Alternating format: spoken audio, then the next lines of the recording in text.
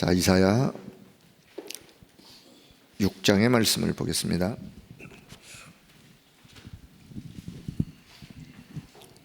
이사야 6장. 자, 13절의 말씀을 볼 텐데요. 그냥 제가 설명드릴 테니까. 자, 이사야 6장 1절에 보면 우시야 왕이 죽던 해에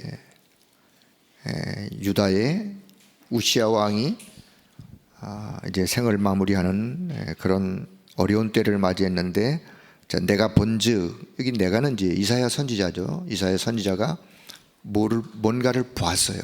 내가 본즉 주께서 높이 들린 보좌에 앉으셨는데 그의 옷자락은 성전에 가득하였고, 자, 우시야 왕이 죽던 그 해에 주변 정세가 여러 가지 혼란스럽고 어려울 때에 하나님의 선지자였던 이사야, 성전에 들어가서 깊은 기도를 하고 있는데 뭔가를 봤어요. 여기 이제 2절부터 쭉 스납들이, 천사들이 결국은 하나님을 찬양하는 그런 어마어마한 그 영광의 모습, 은혜가 충만한 그런 모습을 보면서 이사야가 뭔가를 깨달았어요. 나는 5절 보니까 나는 입술이 부정한 사람이다. 내가 선지자가 되어서 하나님의 말씀을 전달하고 하는 이 선지자의 입술이 너무나 부정하다. 그래서 나로 내가 망하게 되었다. 자기 자신의 어떤 연약함을 돌아보면서 하나님의 그 영광스러운 그 영광 앞에 자기의 진짜 모습을 보게 되어지는, 그러니까 우리가요, 하나님의 그 은혜 안에서 진짜 하나님의 그 영광스러움이 느껴지면 우리를 자신을 발견할 수 있어요. 나라는 인간은 이거는 진짜 그냥 벌레만도 못한 그런 인간이구나를 우리 자신을 그렇게 발견해요. 그게 거기로부터의 시작이요. 하나님의 은혜는 내가 어떤 사람이냐, 나라는 존재가 어떤 존재냐를 발견하는 거로부터, 그래서 하나님의 은혜가, 하나님의 능력이 내게 필요하다. 그때 성령의 그 강권적인 역사에 또 하나님의 역사가 임하는 것처럼, 자, 이사야가 이제 그렇게 자기 자신을 하나님 앞에 고백하니까 6절에 보니까요, 천사 중에 하나가 성전에 있는 그 제단에 있는 숯불을 집게로 집어다가 그냥 그 입술을 찢어버려요. 이제 환상 중에 보는 거죠. 환상 중에. 그래서 주의 소리가 들리기를 이제 내 죄가 사하여졌다. 그때 이제 8절에 이사야가요, 하나님, 이때 누가 우리를 위해서 가고 이 축복의 복음을 전달해야 되는데 누가 갈 것이냐. 하나님의 음성이 들려오자 이사야가 내가 여기 있습니다, 내가 가겠습니다, 나를 보내달라고 그렇게 고백할 때 하나님이 주셨던 말씀이 이사야 6장 13절이에요. 자, 이사야 6장 13절. 자, 우리 같이 한 목소리로 같이 봅니다. 그 중에 10분의 1이 아직 남아있을지라도 이것도 황폐하게 될 것이나 밤나무와 상수리나무가 배임을 당하여도 그루터기는 남아있는 것 같이 거룩한 씨가 이 땅에 그루터기니라 하시더라. 아멘. 한마디로 말씀드리면 이스라엘 그 영적인 상태가 그냥 다 무너진, 밤나무 상수리나무가 다 배임을 당한 것처럼 다 무너진 황폐한 그런 상태에 있지만, 그러나 그 속에 남은 자, 남겨둔 자, 구루터기와 같은 자가 있다. 그 구루터기를 통해서 하나님은 새로운 역사를 이루어갈 것이다 라고 하는 비전을 이사야에게 보여주시는 거예요. 그래서 여기 13절에 나오는 구루터기, 남은 자, 이걸 우리가 이제 렘넌트라는 단어로 그렇게 이해해서 그 렘넌트를 통하여 하나님은 새로운 역사를 이루어가는. 자, 오늘 기도처에 보면 파수꾼의 리더로서 24, 25 영혼의 망대가 있느냐? 라고 한번 질문을 우리에게 한번 던져봤으면 좋겠어요. 파수꾼의 리더, 하나님은 저와 여러분을 이 시대의 파수꾼으로 불렀는데 그 파수꾼 중에서도 파수꾼의 리더가 누구예요? 뭐죠? 앞서가는 사람, 뭔가 영향을 주면서 끌어가는 사람을 리더라 그러죠. 그런 리더에게 24, 25 영혼의 드림이 있느냐? 그 드림은 24, 25 영혼 속에서 나오는 드림, 그게 있느냐? 있다면 드림의 망대가 준비된 자요, 없다면 그 드림을 가져야 될 자요. 자, 그런 의미를 또 생각하시면서 오늘 기도 수업 속에서 기도의 제목을 발견했으면 좋겠습니다. 우리가 드림이라는 단어를 또 설명하려면 우리가 CVDIP에서 이제 드림을 또 이해하셔야 되는데 제 설명을 좀 잘 이해를 하시면서요, 이렇게 이해하시면 돼요. 우리가 커버넌트, 언약이죠. 언약이 뭐예요? 하나님의 말씀이에요. 이 시대를 살리고자 하는 하나님의 말씀, 복음, 언약, 오직 그리스도, 이게 다 언약이죠. 우리가요, 그래, 이 언약은 영원한 것이고 변하지 않는 것이고 이 언약은 확실한 것이고 이 언약만 있으면 이 땅에 모든 사람이 다 살아날 수 있는 하나님의 언약, 커버넌트. 이 언약이 분명한 것을 내가 그래, 하나님의 언약이야 이것은 하고 내가 언약을 발견했어요. 발견하면 뒤에 있는 게 보여지게 돼 있어요. 뭐요? 이 언약이 필요한 현장이 보여지게 되어 있어요. 하나님 왜 언약을 주셨어요? 잘 먹고 잘 살라고요? 아니요. 이 언약이 필요한 곳이 있어요. 그러면 이 언약이 필요한 현장을 보니까 현장이 흑암으로, 이 사단의 문화로, 온 세상이 그냥 영적으로 어려운 상태에 있는, 그게 보여지는 거예요. 세상은 결국은 복음이 없어가지고 다 있는데 하나가 없어가지고 사람들이 영적으로 방황하는구나, 결국 망해가는구나, 멸망을 당하는구나. 요 커버넌트하고 현장이 보여진, 요 현장이 보여주는 걸 보고 비전이라고 해요. 비전. 내 비전이 아니라 하나님의 비전. 하나님의 비전은 이 언약이 현장에 전달되어 현장이 살아나는, 그게 하나님의 비전이에요. 그럼 드림은 뭐냐? 요 두 개가 내 안에 담겨지는 걸 보고 드림이라고 해요. 요 두 개를 내가 봤어. 언약을, 확실한 언약을 내가 잡았어. 그러니까 현장이 이렇다라는 것이 보여졌어. 그렇다면 드림, 막연한 꿈이 아니라 언약과 비전 속에서 하나님이 나에게 24 하도록 하는 드림, 내가 24 해야 될 거, 그게 드림이요. 24 해야 될 거, 24.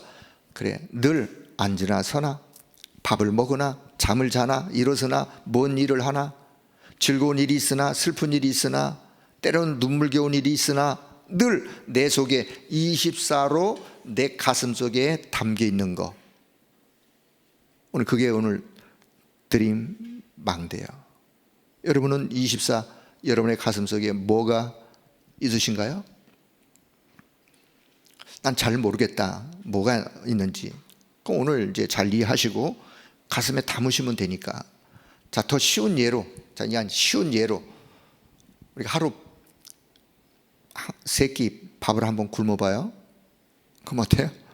뱃속에서 쪼르륵 소리가 나면서 배가 고프죠. 배가 고픈 게 정상이죠. 3일만 굶어보세요. 3일 굶어보셨어요?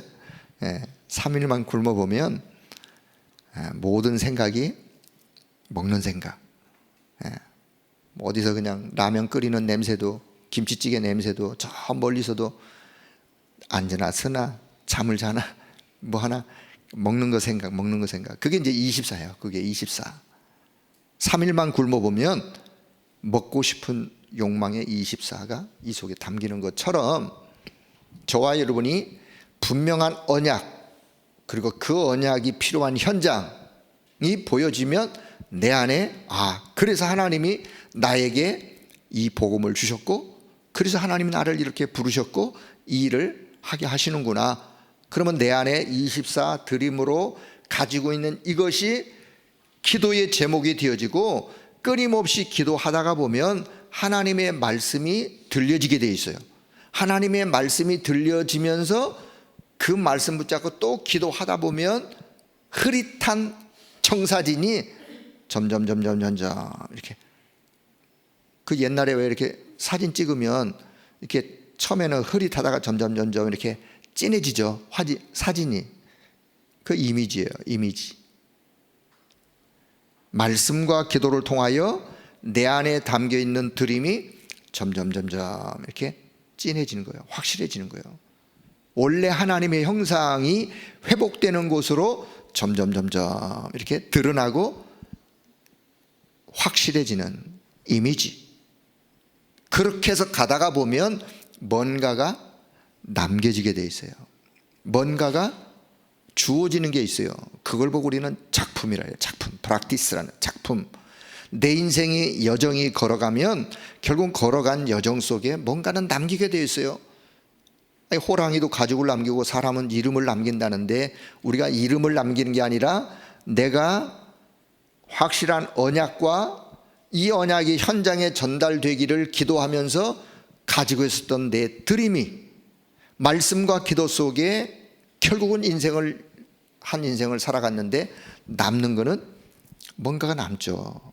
저분은 하나님의 나라를 위하여, 하나님이 가장 원하는 것을 위하여 결국은 이러이러한 모습을 남기고, 아니면 그것을 후대에게 전달하고 가신 분이구나. 그 작품.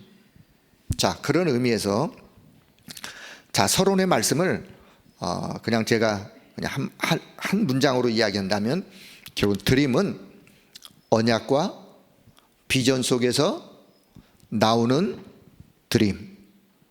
그것은 24, 25 영혼 속에서 나오는 드림. 자, 이 드림이 가슴 속에 있었던 요셉, 다니엘, 바울. 자, 요 세 사람의 특징은, 애굽은 요셉이 유학 간 게 아니에요. 이민 간 게 아니에요. 노예로 끌려갔어요. 종으로 팔려갔어요. 난 이제 망했구나. 난 이제 완전히 내 인생 끝났구나. 보통 사람들이 생각하면 그런 현장이죠. 그런데 요셉에게 뭐가 있었어요? 언약과 애굽이라는 현장을 본 하나님의 비전을 가지고 평상시에 가지고 있었던 그 드림, 애굽 복음화라고 하는. 근데 애굽에 가서 현장을 보면서 그게 더 확실해졌어요. 그런 요셉에게 하나님은 어떻게 역사하시느냐? 요셉에 가는 모든 여정이 다 드림을 이루는 과정 속에서 요셉의 생애 속에 하나님의 역사가 임할 수밖에 없는, 임하는. 자, 바벨론의 다니엘, 포로로 끌려갔어요. 포로로. 그 인생이 망했죠. 그러면 세상 사람들이 본다면 포로로 끌려갔으니. 그럼에도 불구하고 다니엘 속에 뭐가 있었느냐? CVD가 있었던 거예요.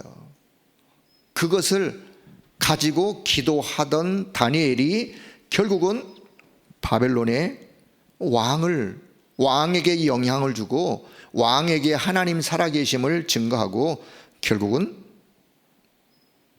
그 바벨론을 향한 하나님의 계획을 이룬 일에 이 다니엘과 그의 친구들이 쓰임받고, 그 에스도 쓰임을 받으면서 다 이제 공통점이에요. 자, 바울, 로마가 그 당시에 로마의 속국으로 있었어요. 속국. 우리가 일제 36년 속국으로 있었던 것처럼 로마의 속국으로 있을 때 바울은 로마의 속국으로 있는 것으로 끝난 게 아니라 저 로마를 내가 가지고 있는 이 복음의 능력으로 살려야 되겠구나 라고 하는 드림을 가슴에 가지고 있었어요.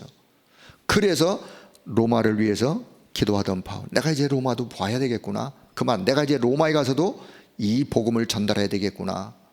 내가 저 가이사 앞에, 저 황제, 로마의 황제 가이사 앞에 가서 내가 복음을 내가 선포해야 되겠구나. 이게 바울의 가슴 속에 있자 바울이 가는 모든 여정이 풍랑을 만나고 죽음의 위기를 만나도 하나님은 바울을 통해서 그 일을 이루어 가셨어요. 자, 오늘 저와 여러분, 우리의 가슴 속에 무엇가 있느냐에 따라서 하나님은 우리의 인생의 여정을 바꾸시는 거예요. 세상 사람들이 가지고 있는 꿈, 그것을 가슴에 우리는 가지고 있는 게 아니라 하나님이 오늘 이 시대에 원하는, 우리는 오직 복음으로 끊임없는 언약을 계속해서 말씀 속에 다지는 거예요. 그리고 현장을 향한 하나님의 소원을 그 속에서, 그래서 하나님이 나에게 이런 기도 제목을 가지고 기도하게 하시는구나. 그러면 자, 일부 강단의 말씀을 보면요, 환난과 위로인데 바울 사도가 고린도후서 1장 8절 9절에서 우리가 아시아에서 당한 환난, 그거는 사도행전 13장 14장을 읽어보면 소아시아 지역을 바울이 다니면서 어떤 환난을 겪었는지, 루스트라에 가가지고요, 돌에 맞아서 그냥 반 죽었어요. 꺼적대기에 뚫뚫 말아가지고 그냥 성 밖에 내던져졌어요. 아마 바울은 그것을 생각하면서 아시아에서 우리가 이런 어마어마한 환난을 당했다, 힘에 겨운 환난, 살 소망까지 끊어진 환난, 마치 사형 선고를 받았던 것 같은 그런 환난. 여러분, 인생을 살다가 이런 위기를 만날 수도 있죠. 이런 위기를 만났을 때 우리는 어떻게 그 위기를 이겨나가나요? 세상 사람들 같으면 그 위기를 이겨내려고 애를 쓰고 몸부림을 치겠죠, 당연히. 자, 그런데 바울은 고린도 교회 성도들에게 무엇을 전달하고 하냐면, 거기서 바울이 깨달았던 것이 있었어요.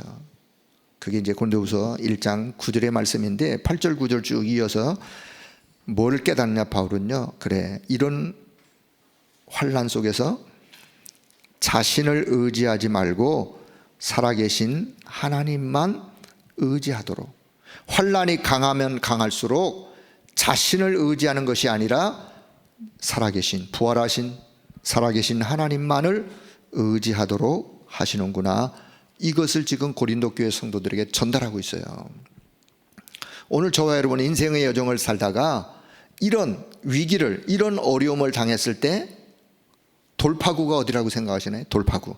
그 돌파구는 언약 있는 자, 복음 있는 자, 구원받은 저와 여러분은 돌파구가, 여러분 성삼위 하나님이라는 사실을 기억할 수 있기를 바랍니다.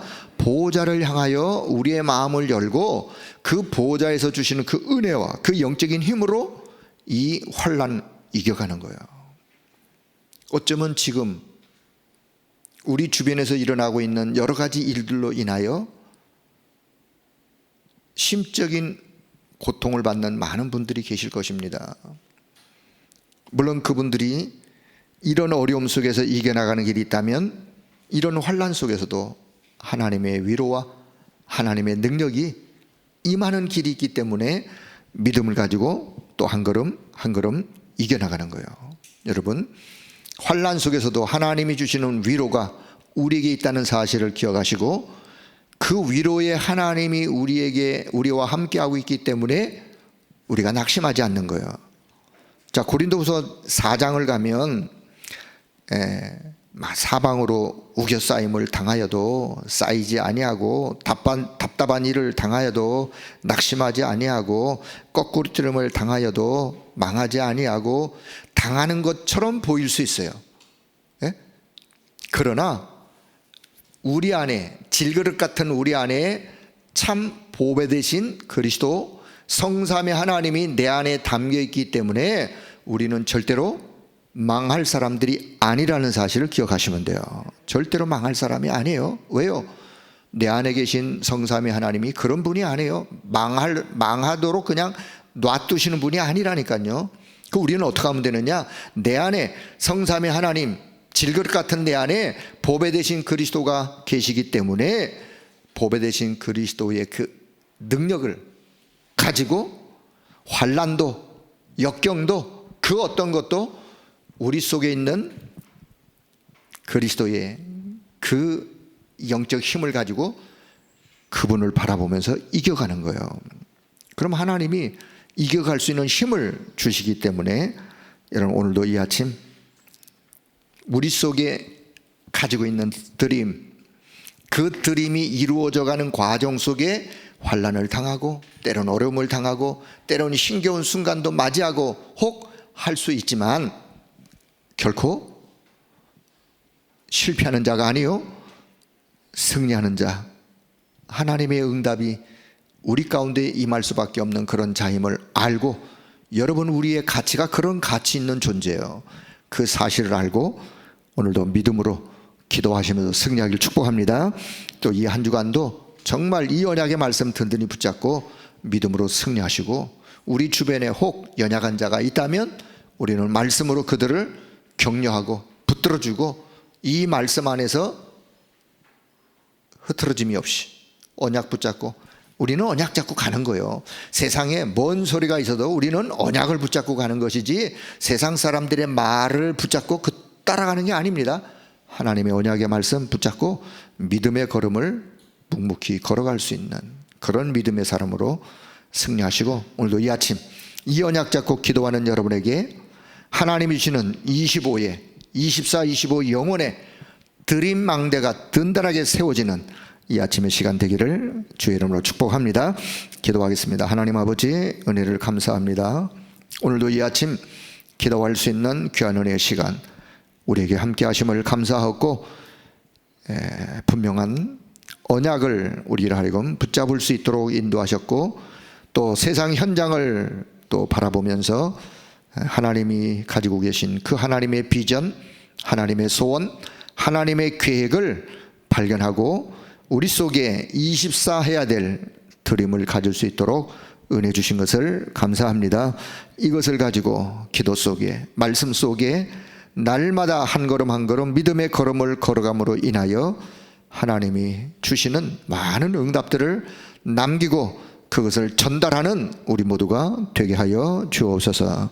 가는 길에 수많은 환난도 역경도 어려움도 있겠지만 오히려 그것은 다 우리를 축복의 사람으로 바꾸는 기회요, 더 큰 하나님의 역사를 응답으로 이루어가는 그런 과정이라는 사실을 확신하며 오늘도 우리 자신을 돌아보고 하나님의 능력으로 새 힘을 얻고 믿음의 걸음을 걸어가는 우리 모두가 되도록 성령 하나님이 역사하여 주옵소서. 또 이런 포고치는 이런 또 우기 속에 우리 성도들의 가정을 하나님이 지켜주시고 건강도 지켜주시고 하나님의 보호와 하나님의 은혜 속에 지금의 모든 어려움을 다 믿음으로 승리하는 우리 모든 성도들이 되도록 성령 하나님이 역사하여 주옵소서. 감사를 드리며 우리 주 예수 그리스도의 이름으로 기도드리옵나이다. 아멘.